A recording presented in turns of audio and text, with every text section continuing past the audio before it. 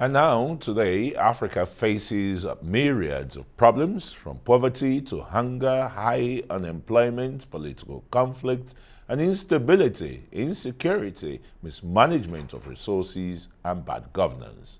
Mozambique, which has endured a war but spilled into its post-independence period, is now suffering a deadly jihadist insurrection in its northern Cabo Delgado province.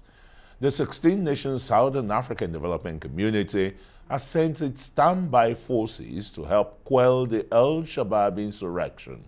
But some 1,000 Rwandan soldiers and police personnel are already on ground in Mozambique. And African Affairs analyst Paul Ejime joins us now from London. Hello, Paul. I mean, it must be a very sordid situation. I mean, from West Africa or the Sahel region, which Nigeria, is part of, to Central African Republic and the Congo Belt, and now to a SADC country, Mozambique. Terrorist insurgents are beginning to make incursions. Quite frightening, you would say, Paul? Yeah, thank you, Chris. Yeah, I can't agree with you more. Good evening, Diaz, by the way. So the point is that Africa has become near basket case because of the deficiency of leadership. I think that is what has happened. You must have read my article talking about this intervention by President Paul Kagame, whose country is in the east, and then now about 2,000 kilometers from Mozambique. But now he is trying to support, because President Nyusi of Mozambique has come under tremendous pressure. And like you said, this is El Shabaab. El Shabaab is usually in the east, Somalia, Kenya belt. You have Boko Haram in Nigeria and West Africa. You also ISIS, that is in the Middle East, has also found their own branches. You have ISIS in ISWAP, ISIS in West Africa province and all that.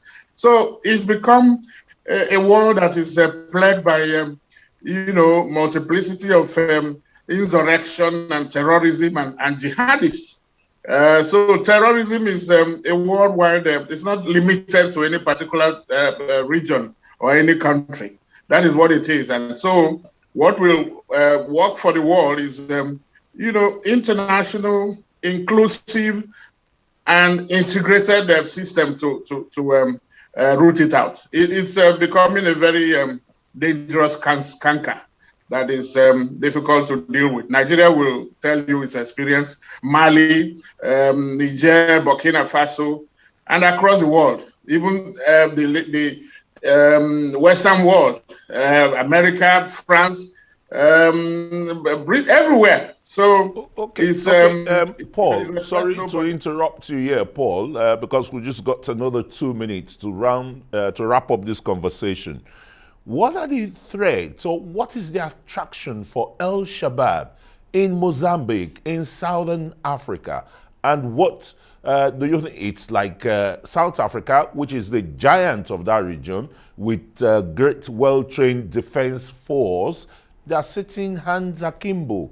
What are the larger threats that El Shabaab can wreak on that region? Yes, these terrorists, they are also strategic. They go to places where you have resources. In the case of Caldebado that you talked about in northern Mozambique, they have gas. And then, in fact, French company Total is mining, trying to exploit about 20 billion US dollar, deposit. And so by trying to cause problem there and go to all these other places where you have this kind of conflict, it appears that this is driven by this kind of deposit. If there is no strategic importance, they don't go there. Remember Liberia, they called it a diamond war. it's like Sierra Leone, the Congo, the two Congos, where you have diamond and everything, gold. So that is where these people are also target to be able to disrupt, make a disruption, or they are also their financiers, their sponsors, because they know in Mali, for instance, in the north, where you also have these resources, they know that by the time you create this confusion, then the companies, particularly Western companies, will now go and begin to exploit and explore these resources, because government will not be now focused to look into how far it is done. Remember DR Congo, that before they could even finish, Kabila, the father, was there talking about it. When he was killed, the son came in, and Americans and others were already signing, contracts for the exploitation of the country's resources. So that is what happens. It is driven by these resources in Africa that the deposit, and that's the attraction. And I hope what President Kagame is doing is reminiscent of what Africa used to do in the past. The Pan-Africanist solidarity. Let Africans realize that nobody can do it for Africa. They have to come together, African leaders. They're not doing so. Come together and find solutions by standing up and then rooting out whatever to destabilize all right. them. I think you've made the points there very succinctly, and the rest. Unity in the African continent is germane to stem off this wanton destruction of lives and property and stagnating the continent socio-economically. Paul Ejime is African international affairs analyst spoke to us from London.